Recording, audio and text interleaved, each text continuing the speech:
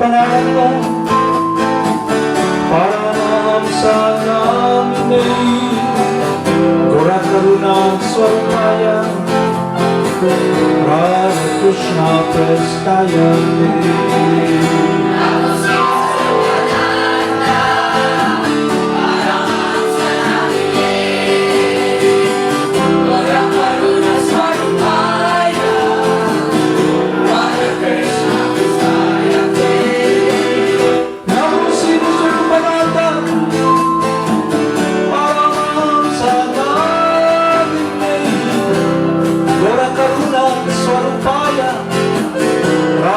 Krishna Krsna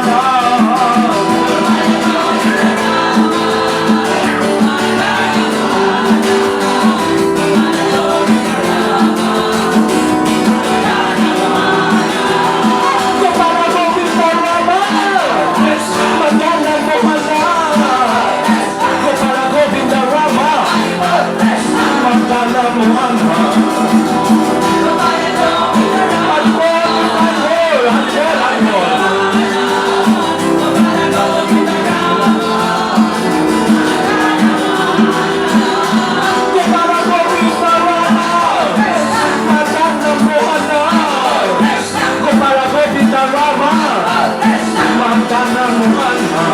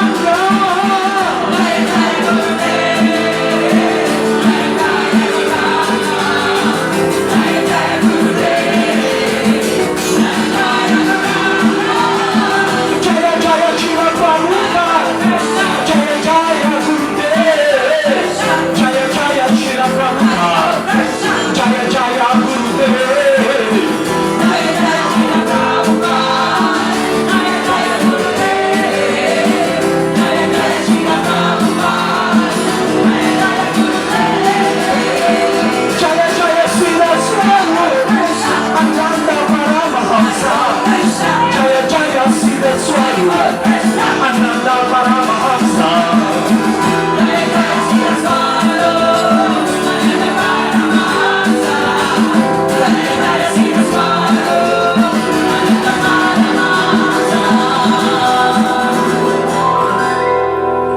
Namo Siddhaswarupananda, Paramahamsa Namine, Gora Karuna Swarupaya, Krsna Kresmayate.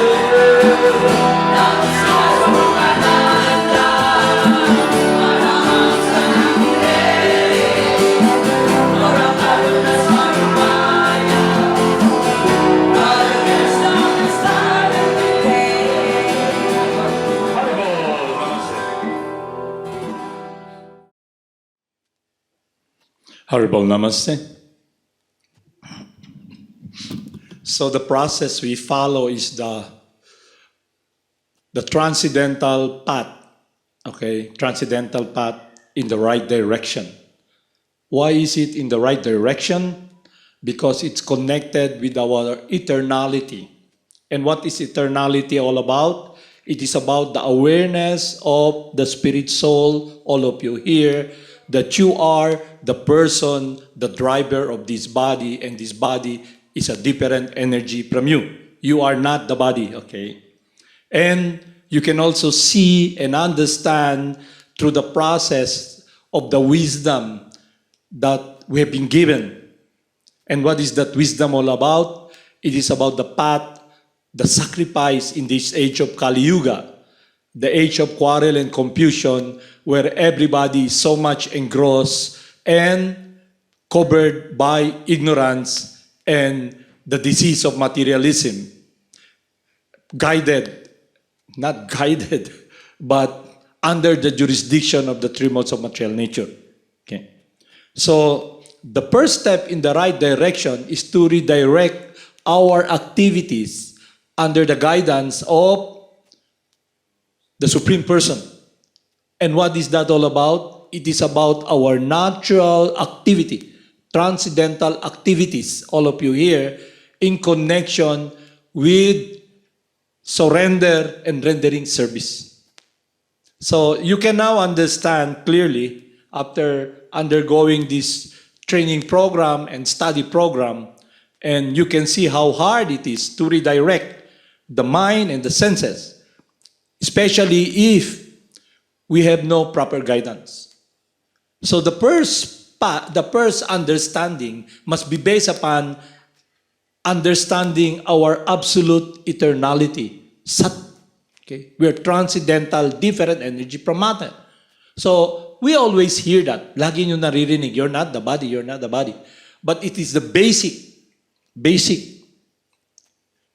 not just understanding, realization.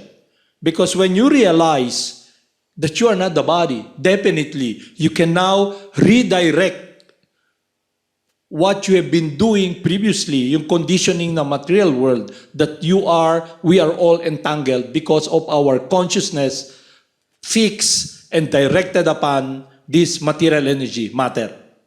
So now you can see why you're suffering, why you're empty-hearted, and you have no security. A misdirection of our focus. So yung first step in the right direction is guided and the process of following the instruction of Lord Krishna based upon the absolute truth. Ano yung absolute truth? Yung Sanatan Dharma. We are eternally the loving servant and should be engaged in rendering service. Service. Yun yung lahat meron tayo. We want to serve. It is inseparable from us. Parang pag sinabi niyong apoy mainit, fire is hot, or water, it's wet. Okay. It will always be there. So the process that we have been given is the purificatory process to clear our consciousness, redirect yung mind, purify the heart. Kasi what's covering lahat sa atin is yung conditioning natin of false bodily identification. And why? Because of the sinful activities we did before and we're engaging due to our conditioning, it makes our heart harder. And we lose focus upon our true eternal identity as eternally the loving servant of God. Our direction will be centered around our own goals, according to the conditioning of what we think, relatively, meaning temporary, not absolute, of what we think is happiness or what will give us fulfillment. Kaya yun na na-condition tayo. Kaya pagpasok nyo sa eskwela, when you go to school, it's all about materialism. They teach you you're the body, and your goal should be economic development. Your protection should be using the body and getting or accumulating material things so you can manipulate matter to enjoy or satisfy your longing through the senses, guided by the mind. And according to the three modes of material nature, goodness, passion, and ignorance, you will be inclined and you will glide to where that influence is. For example, nasa goodness ka. So inisip mo, gusto ko vegetarian ako, vegan, you know? Doon ka, gusto mo kalma yung lugar, gusto mo heavenly situation. Okay, so you work hard for that. But the problem is, your body is continually changing. You're dying every moment.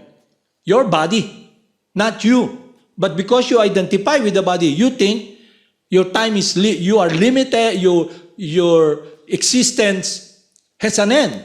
But in truth, you will exist eternally even at the death of the body. As we can see through the body changes. You were once in a baby body, a young girl's body, a young woman's body, a middle-aged body of a woman, an old-aged body, lola na, then you live. Yun ang reality. How come we cannot see that? Because of material disease and the influence of the modes of material nature. Okay?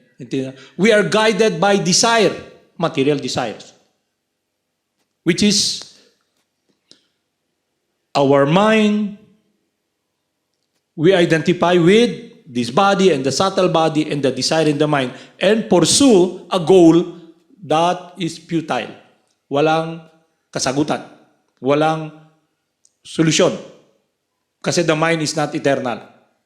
And we are not self-sufficient and all-knowing.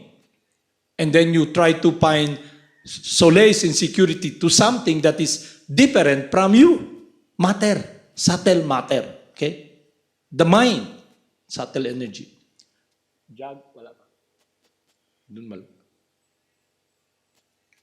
So that's the point. Okay? You understand? So kaya ko gusto sabihin sa inyo to. Kasi ganito. You've been given this opportunity, all of you here. Bigyan kayo ng opportunity ba? To know about the truth, yung katotohanan. But yung conditioning natin, yung material desire is is strong. What will be the solution wherein you will not be following your material desire? Understanding absolutely that you are not matter. You are not material. So definitely the desire in your mind is about getting material things to enjoy your senses. Di ba? Eating, sleeping, mating. Di ba? Like the animals. Di ba? What do? Sleep, eat, procreate, okay, and fight. Di ba? Yun ang struggle natin dito sa mundo. So we struggle. So sa material education na tinuro sa atin sa school, they condition you to identify yourself as the label. Kaya pagpasok nyo, they ask you, what is your nationality? I am Pilam, or I'm a Filipino, I'm Japanese, okay? It's the label of the body. But when you leave the body, the Japanese body, all the labels you leave behind. Okay? And they ask you your height. Okay? Your eyes, what color? Your hair, what color? Okay? Your weight. Yeah. How do you weigh? Kagano timbang nyo? Tinimbang kayo, pero kulang pa rin. Okay? Kaya kung papasok ka sa materialistic school, pag tinimbang ka nila at na-focus ka sa tinuturo nilang kamalian, pag tinimbang ka, sobra timbang mo. Kaya makikita nyo, yung someone who is engaging his life, his time, temporarily in the body, he tries to focus upon garnering. Alam yung garnering? Gathering. Garner makakuha ng mga bagay-bagay that will be his shelter or her shelter. Either an environment in the mode of goodness or an environment in the mode of passion wherein you're struggling so hard to garner material things to enjoy your senses. Okay? So ganito mangyari. When you're given this opportunity to realize and understand and to be in harmony with your true transcendental nature as eternally the loving servant of God, to do the will of God, our protection, not anymore your will. Kaya nga yung process is complete surrender to God. Anyway, if you don't surrender to God, you'll be still surrendering. You will be under the jurisdiction din ng Diyos. Kasi you will be servant of the mind. You will be enslaved by the senses. Alam mo enslaved? Because you will pursue happiness through the senses and through the conditioning either in the mode of goodness, passion, and ignorance. Pag sa goodness, gusto mo heavenly planet. You want to live in an environment walang init, comfortable, may security, social security na pag nagkasakit ka, libre hospital, lahat ng mga tao, masin, dahan-dahan na naagnas yung katawan, pero kulang. Okay? Yung isa naman, gusto mo environment na saan ba may enjoyment. Okay? Kaya you pursue a goal to use your time, your energy, your limited brain to garner things, not knowing that you have a certain karma. Alam yung karma? Whatever you did in the past, you'll experience it now. So meaning, it's already predestined what you will enjoy and what you will suffer in this world. Intindihan? So no matter how much you get out of these inconveniences to have a security, you will still experience the good and the bad, the reaction, and the simple activities you did in the past. So and if you're in the mode of ignorance, what will you do? You just take drugs, intoxicate, or go to sleep. Okay. Tindihan niya? Parang nakita niyo yung bear, pagkakain, winter, mag-hibernate, pag nakakain na, hindi siya gagalaw, nandun lang siya sa cave. Okay? Alam mo yung cave? Langob ba? Yung bear nandun. At yung taba niya sa katawan, yun lang yung nagsusustain sa kanya. Nandun lang siya. Yun ang nagsusustain sa body niya. Pagkatapos na naman ng winter, lalabas na naman yun, kakain. Ganun lang. So, now, I've been giving you this situation wherein a person is under the direction of the modes of material nature. Okay?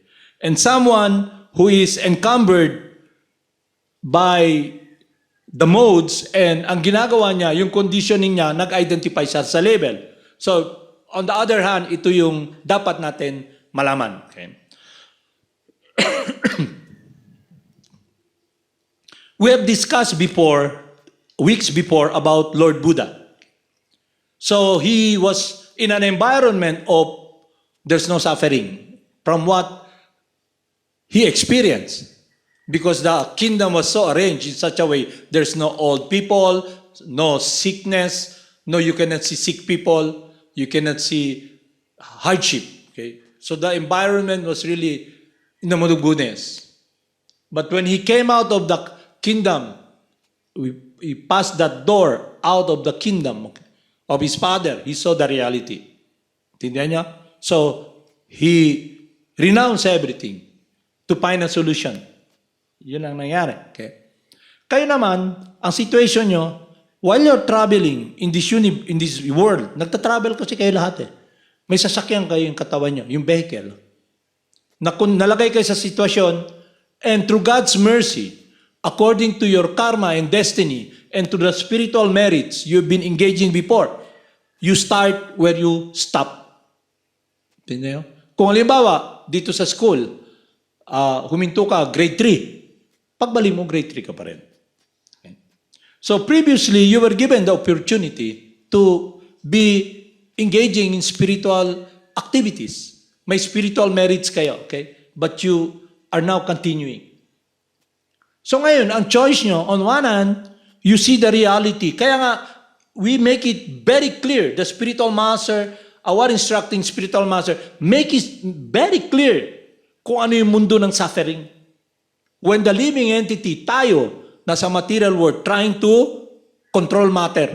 Because we are now in a place wherein the body is full of suffering. Birth, death, disease, and knowledge. You experience the pain, toothache, the disease, diabetes, gallbladder cancer, okay? Cancer of the bones, COVID-19, Delta. You experience that. Pneumonia. You understand? So doon nyo makikita, this place is a world of suffering. Ang question, why am I here? Why are you here and you are a different energy from matter? Why are you so much covered by this covering? Okay. Because of material desires. You're now all experiencing the fruits of your action. Previously, your consciousness, because at the time you left the body, your focus, you have material desires. And now you're trying to engage again. You're not only trying, you're engaging in a futile endeavor to satisfy that desire. That's why you have a body. Is this clear? To fulfill your desire. Because the Mother Nature gives you that. Maya actually. Because you want to, control. And that is based upon our false ego. What is false ego all about? It's about false bodily identification and trying to imitate God. That's why we have become hard. So the process we should be engaging in, yung gagawin natin, is to understand ano yung force na nagpo-force sa atin na gawin yung ayaw natin gawin, na hindi makakabuti sa inyo. Okay. Kaya nga pinagsasabihan kayo parati. Alam niyo yung reason lagi kayo pinagsasabihan? Is you can be focused. Ano yung focus? One-pointed. So you ask yourself, are you focused? Focus ka ba?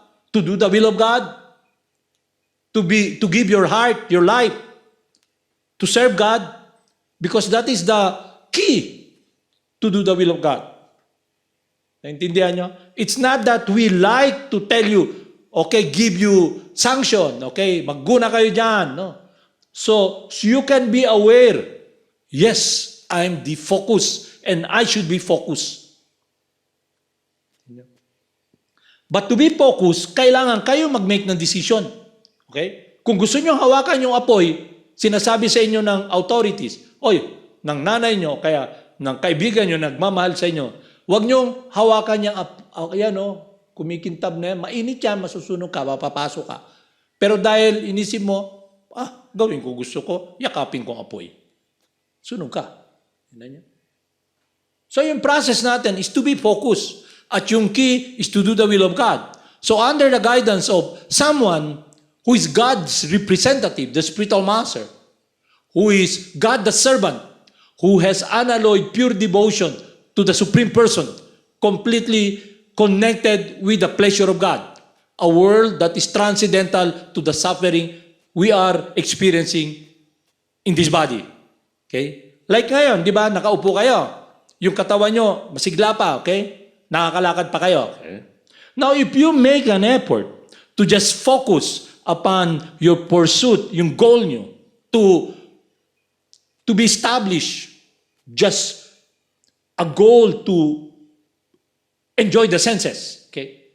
To do your own will. Even though you're thinking, I'm a devotee, okay?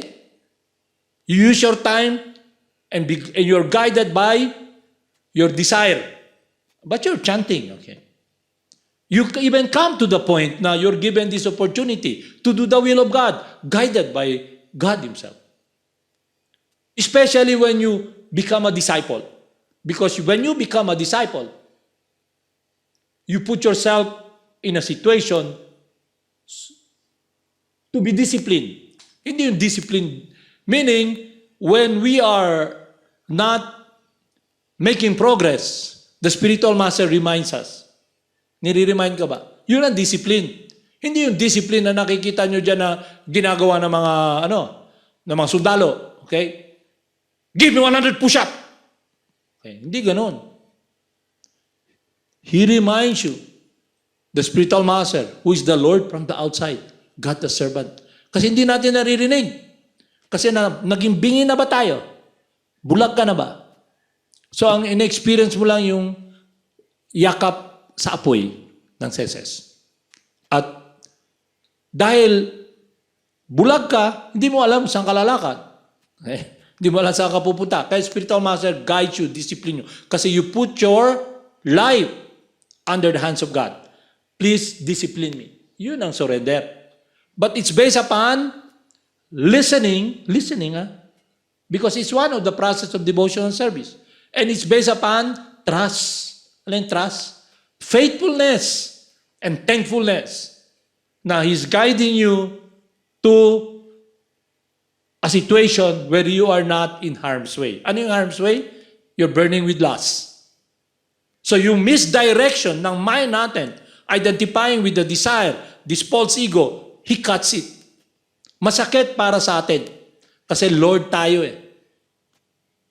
Ito enjoyment ko kaya individuals who come in contact with the spiritual master, they rationalize.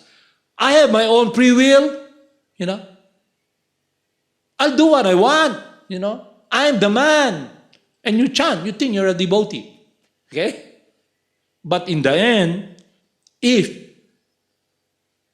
the possibilities, for example, you're just cruising around, okay? You're just chanting, okay? Krishna, Krishna, and then you have your own world, enjoying the senses in the mode of goodness. What if all of a sudden you have cardiac arrest? You're immobile. Okay? Ano yung cardiac arrest? Yung dugo sa utak nyo, okay? Either may pumutok, may nangyari sa isang part ng brain nyo. Di ba yung brain, dalawa ganun? Kung yung pumutok dito, yung speech mo na gusto mong gumalaw. Okay? Kaya ngayon, nakahiga ka nasa katawan ka, hindi ka makagalaw. Okay? Tindihan niya? But if you're so practiced and you're faithful to Krishna, you have given your life, you come to that point, your body is immobile, then you are prepared already. You're so prepared that your heart, your mind, now you understand that I cannot choose my body anymore to please you. Okay? And then you humbly, you pray to Krishna, please allow me to serve you. And how do you serve Krishna? By chanting, using your mind now. Because you're so practiced, you can sit down, not sit down, because you cannot even talk. You cannot even sit down. It's like when you're in a straight jacket. You know what straight jacket? Yung mga crazy people who are wild, they're put in a straight jacket. You know what straight jacket? There's zipper, and then you cannot get out.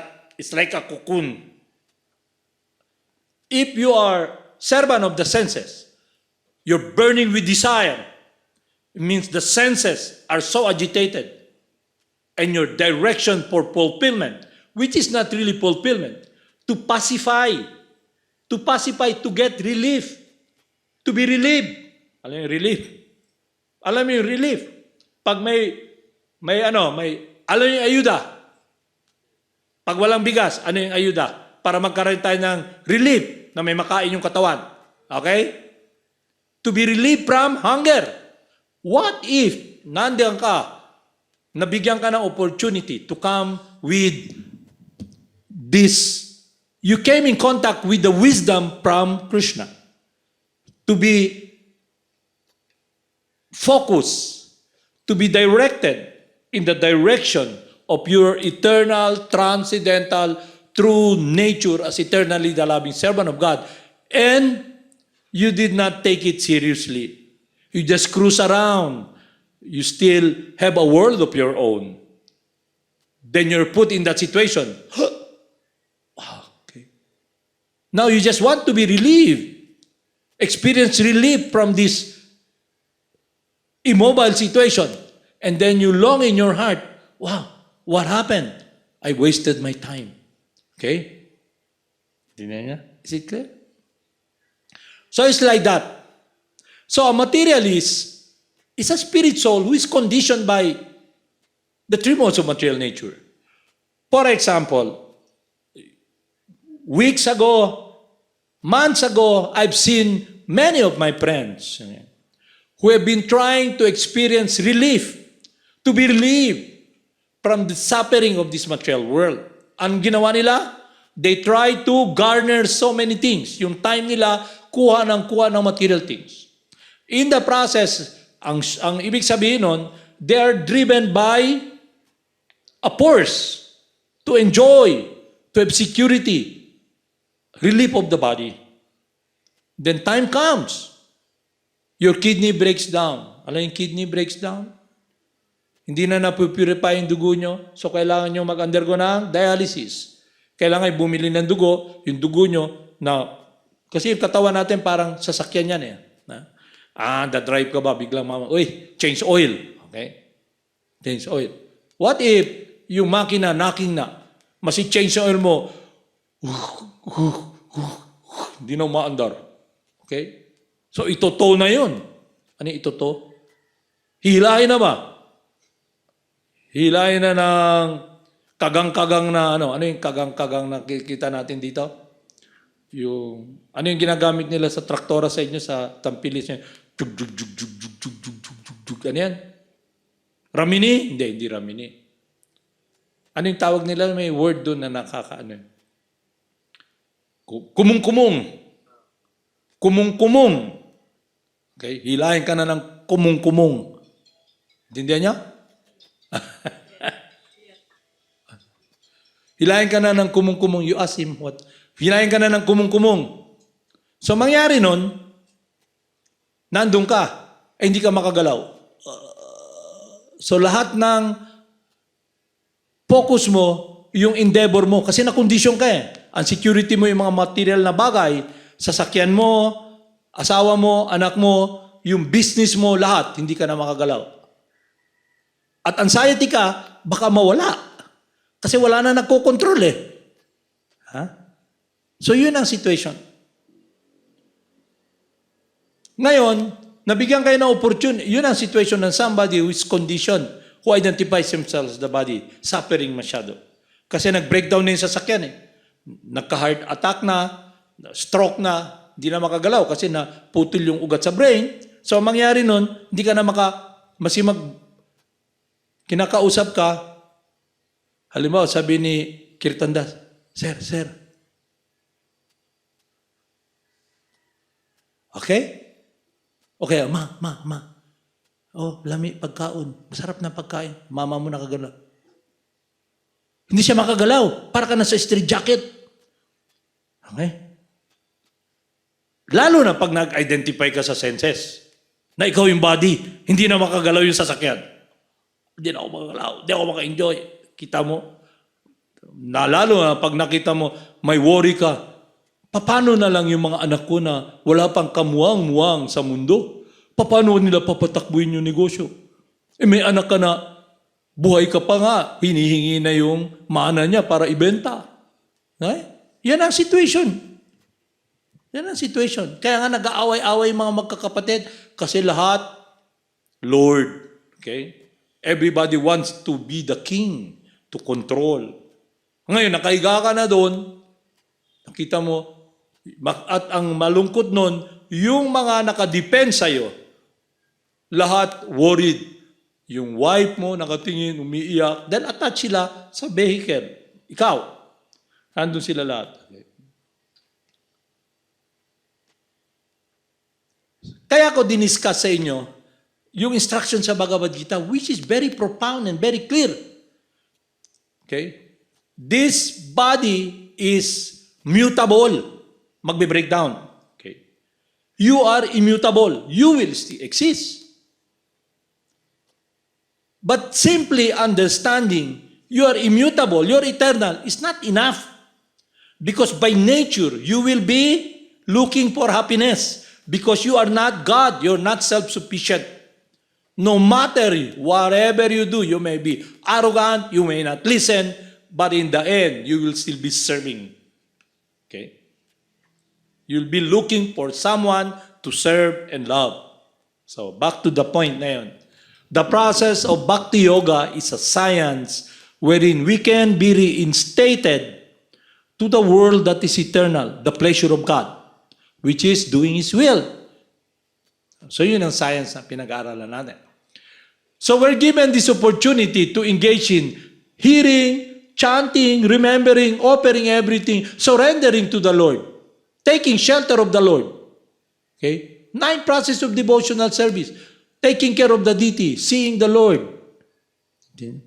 So if that is our focus at yung relationship natin sa representative na Supreme Person, is that hearing from Him, we're guided now by the Lord within the heart. Krsna.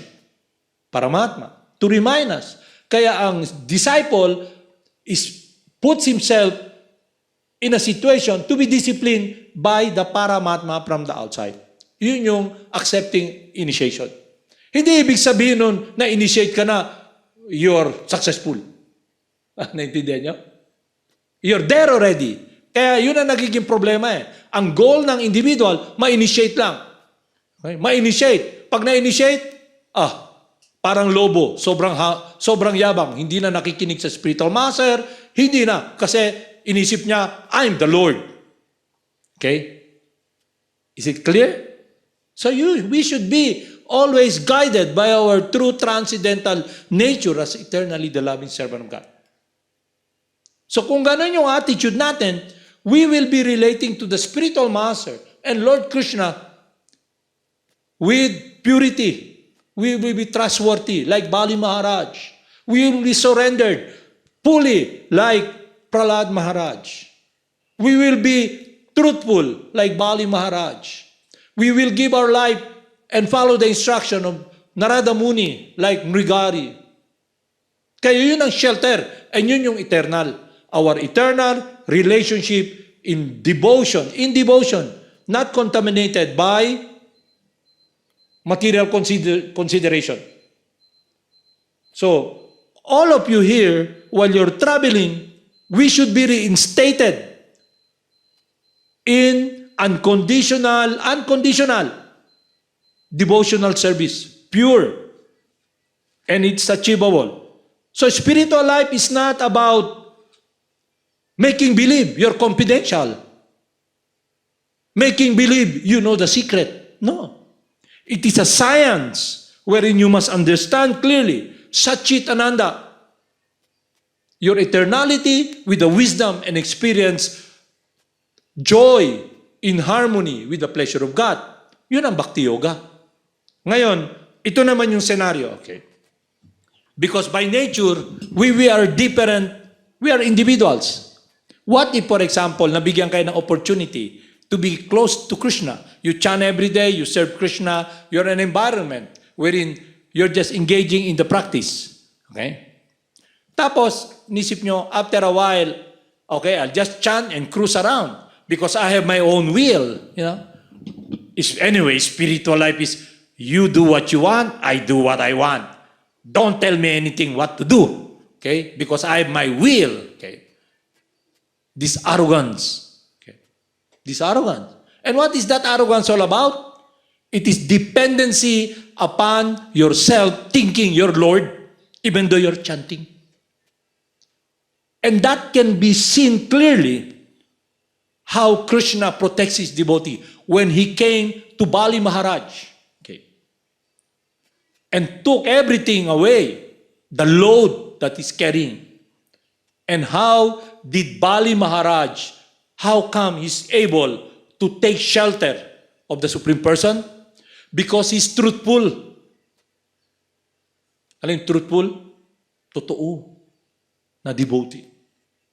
Yung si Sukra Acharya, sabi sa kanya, no. If you give 3 steps to the Brahmana, he's Krishna. He'll take everything you have. Anong sabi ni Bali Maharaj? No problem, because everything that is here, inevitably, time will come, it will be separated from me. Okay? No problem. At least yung load natanggal. Pero kung halimbawa, yung ginagawa natin, we engage in activities centered around control. You become conditioned. You become conditioned by the 3 modes of material nature. You just want to experience United States of California, okay? Where everything is perfect, okay? You have your own will, like the 3 little pigs, you know? Away from the world, from dead, bad wolf. Okay? Who will take everything and eat all the piglets. But it will definitely happen. Now, under the control of the modes of material nature, we have this body, and you're given that opportunity to be with Krishna by following the instruction of your spiritual master. And then you cruise around. No? Then what happened? Time comes, you have cardiac arrest. Okay. Now everybody's, you know, kaluoy. But what is sad is that you're given the opportunity to give your life to Krishna, to do His will, and you've been cruising around. Okay? Kaya nandun ka ngayon, para ka nasa straight jacket sa katawan, hindi ka makagalaw.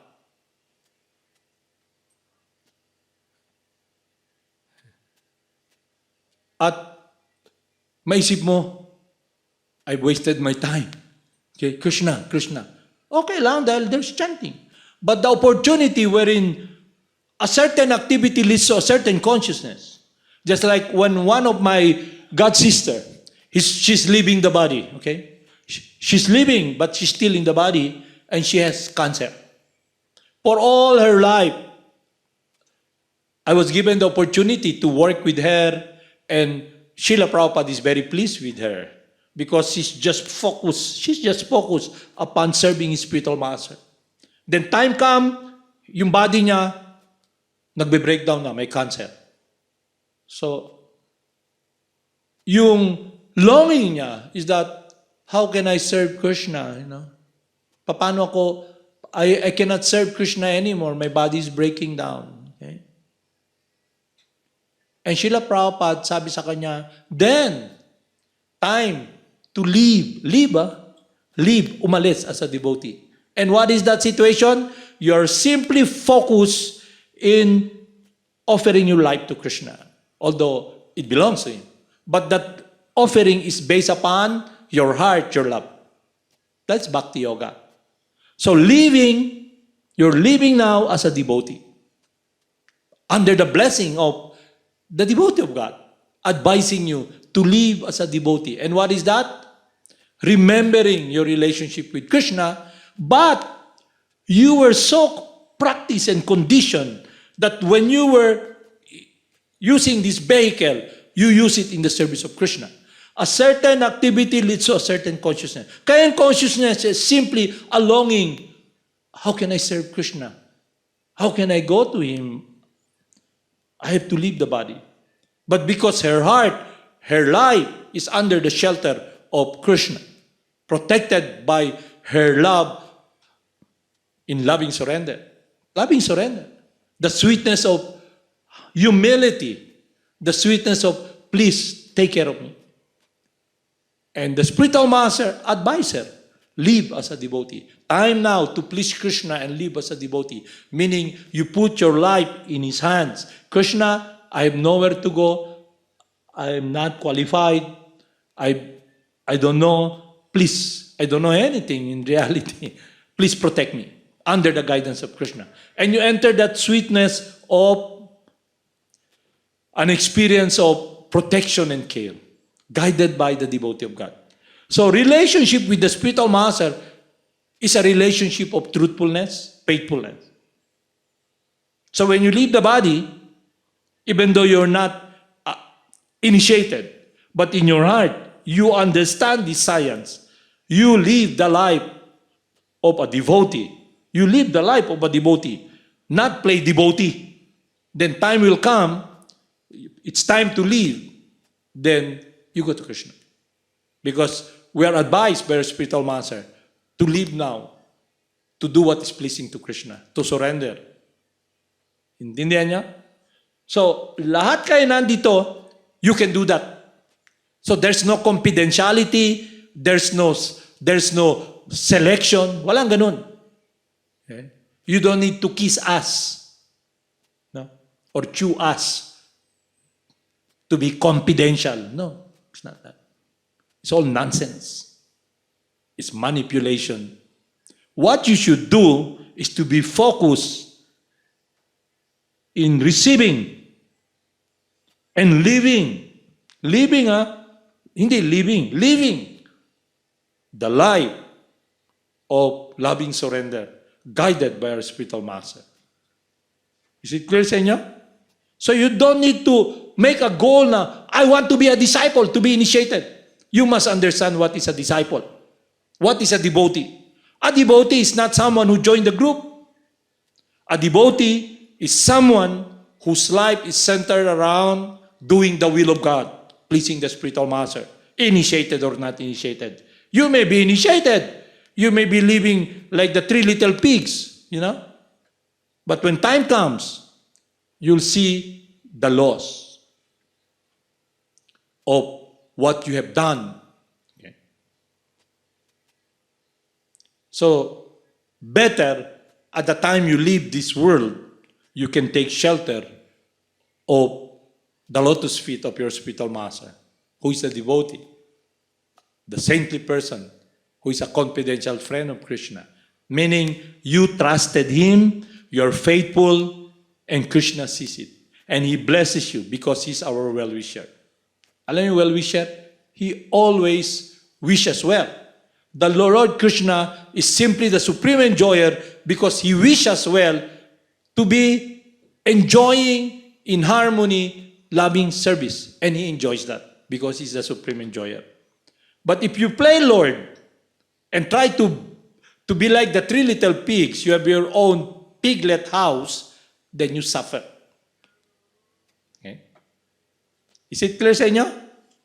So, hindi dapat goal nyo, kailan ako maging disciple? You can be now. When you follow the instruction of the spiritual master. And what's that all about? Follow the sacrifice in this age of Kali Yuga. The Harinama, the prime benediction for humanity, for everyone. Meaning you surrender to the holy names. How do you surrender? By chanting the holy names. Hare Krishna, Krishna Krishna, Hare Hare, Hare Rama, Rama Rama, Hare Hare. You're helpless, you're lost, but you can use this body now and previously and now, and be focused into following the instruction of our spiritual master, Harinama. So, ganun kadali. Okay? So, when time comes, you will not be desire-driven and be driven by the modes of material nature. Because by nature, it will be active. But under the guidance of Lord Krishna, we will be living the life of a connection wherein our heart, our mind, is surrendered in devotion. Yun yung science ng process ng devotional service, which all the saintly person did and experienced, and they're living that life. Maharaj Ambaris, okay? Narada Muni. Kaya when somebody asks, how did he achieve the state of Narada Muni? How did he come to become Narada Muni, the traveling saint? Okay? Di ba gusto nyo maka-experience na wala kay encumberment? That you can just serve Krishna. Kaya nga may idea tayo ng freedom from suffering and just be in a world wherein kaaya-aya. Okay? How did Narada Muni achieve that? By association with the saintly person. And by eating prasadam. And the blessing of the saintly person. So now you have this greatest opportunity to be pleasing to Krishna. So you must make that decision, a choice. I will do what is pleasing to Krishna. So when time comes, you have to leave the body, you will not be encumbered. Hindi yung, you will be cut off from the source of so-called security and happiness.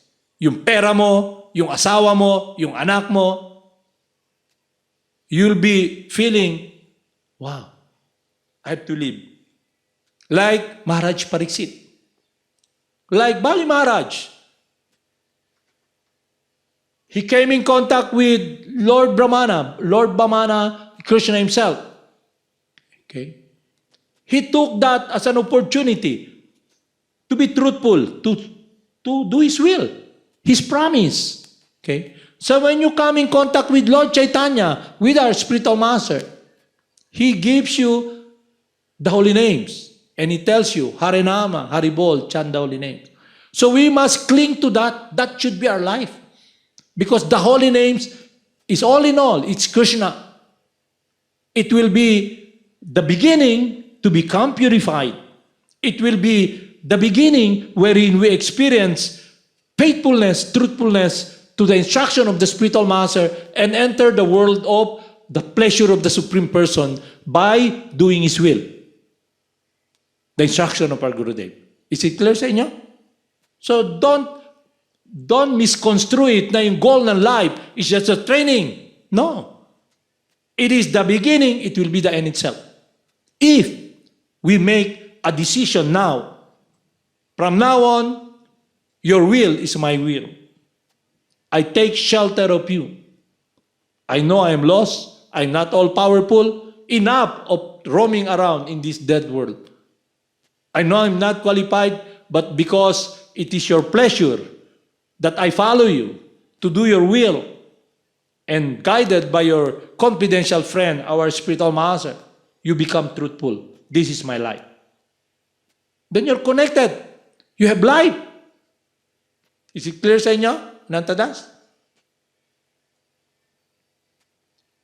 So it's an activity you do every day. The hearing, the chanting, the truthfulness to follow the instruction of the spiritual master.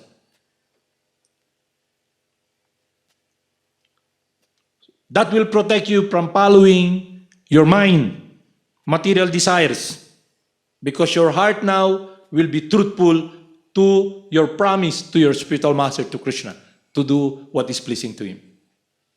But if you don't do that, then you feel anxious.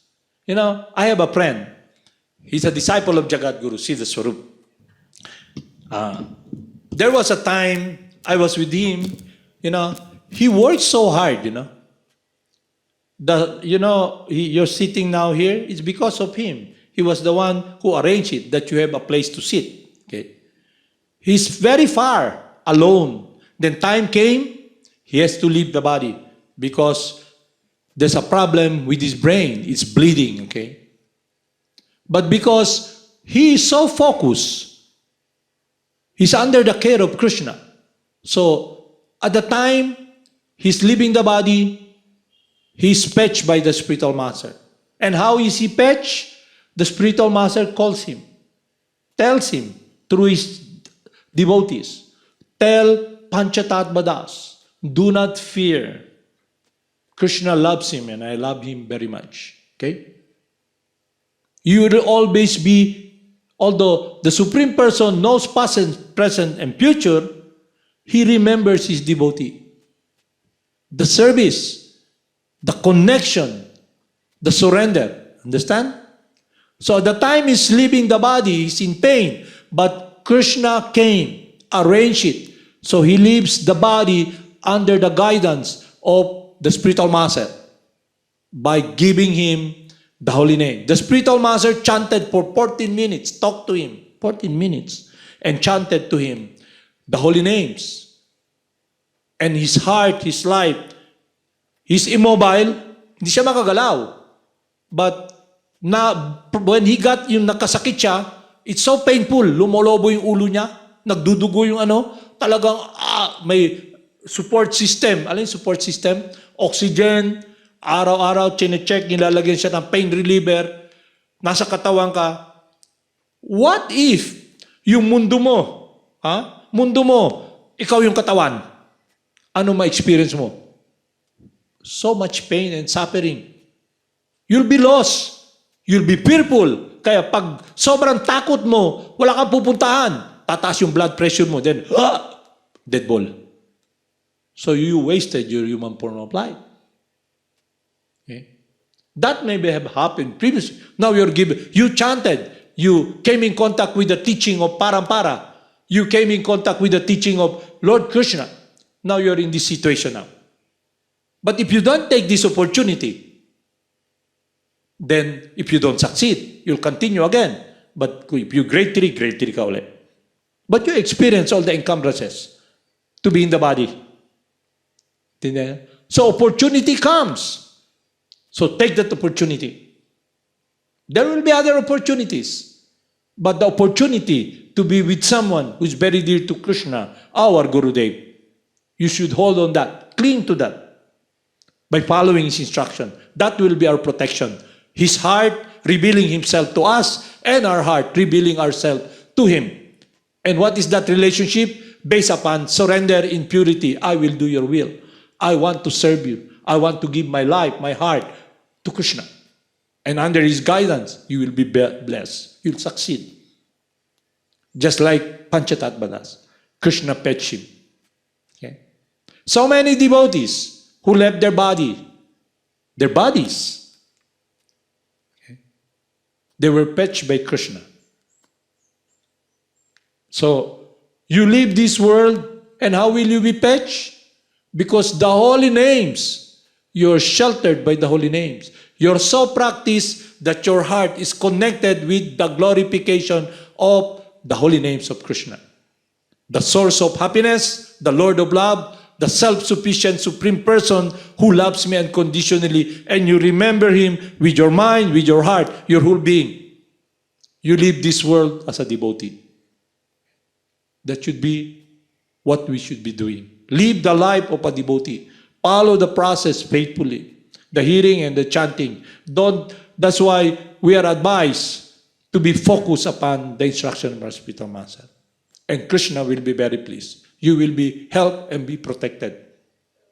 Okay? So, basahin ko na lang ito sa Bhagavad Gita para maintindihan. We'll continue this program kasi it's very important and crucial because we should always be reminded. Kasi we are forgetful. Ano yung forgetful? Paglabas nyo rito, makalimutan na nyo yan. Inisip nyo, basketball na naman. Okay? Inisip nyo, matulog. Maya is very strong. Don't underestimate Maya. We are in the world of Maya already. Isip nyo, ay, nasa Maya ka, no? We are all in Maya. Kaya nga na may katawan tayo. Kita nyo? So powerful. Maya. Illusion. But when you are making progress in spiritual life, you have a different relationship with Maya. You offer her respect. because you're able to use this material energy in the service of God. It becomes transcendental relationship. You eat to live, to serve Krishna.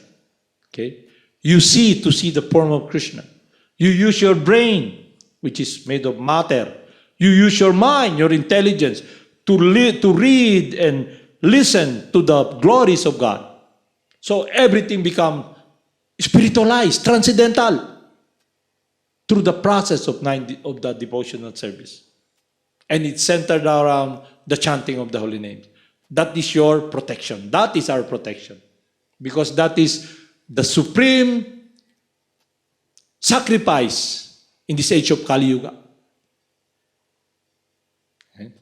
God's holy names descending, God Himself. So all we have to do is chant the glories of God. Harinama, Harinama, Eva Kebalam. Kolowanasteba Nasteba Gatiranyata. In this age of Kali Yuga, there is no other alternative. There is no other alternative. There is no other alternative except the chanting of the holy names. Because it is the instruction of God the servant and the world of Lord Chaitanya and God the servant are Gurudev. Is it clear? So that should be our shelter. So I'll just read this and we'll continue tomorrow.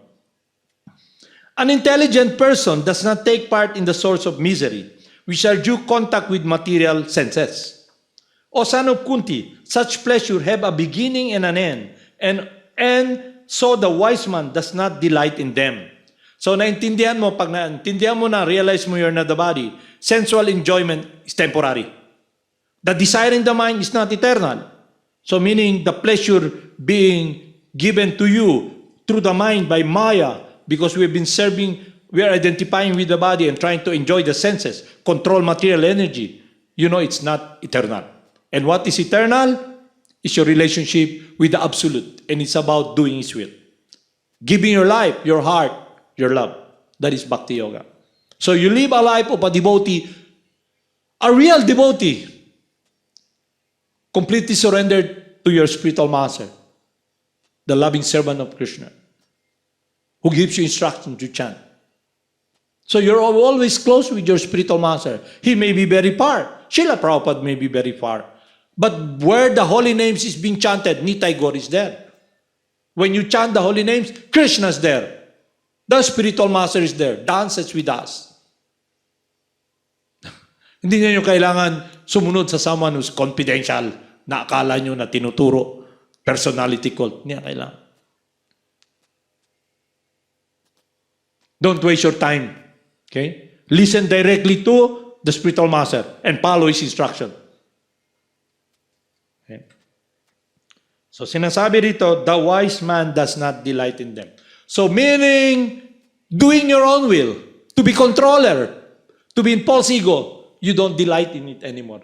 Because you know, it's not your true identity as God. Understand?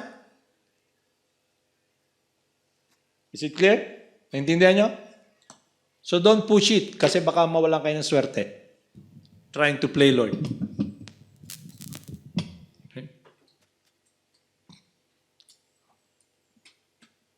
Haribol namaste. So let's chant.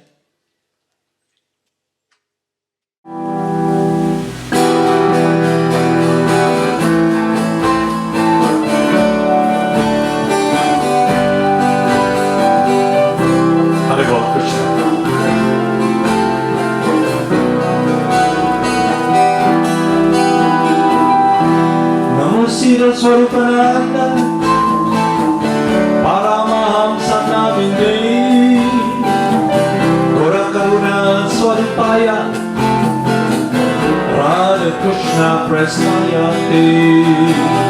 Namo Siddhaswarupananda, Paramahamsa namin din, Gora Karuna Swarupaya, Radha Krishna Prasnayate.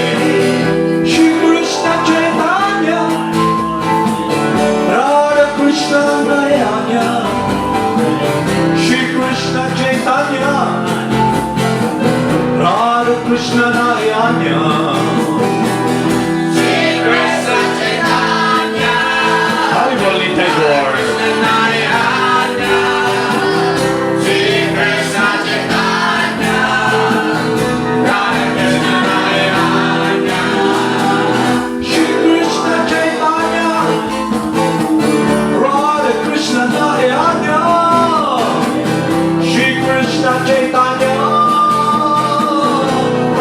Krishna Chaitanya, Sri Krishna Chaitanya, Radha Krishna Chaitanya, Sri Krishna Chaitanya, Radha Krishna Chaitanya, Bhagwan Shri Krishna Chaitanya, Prabhu Nityananda, Shri Advaita Gadadhara, Shri Vasudeva Bhakta Vrinda.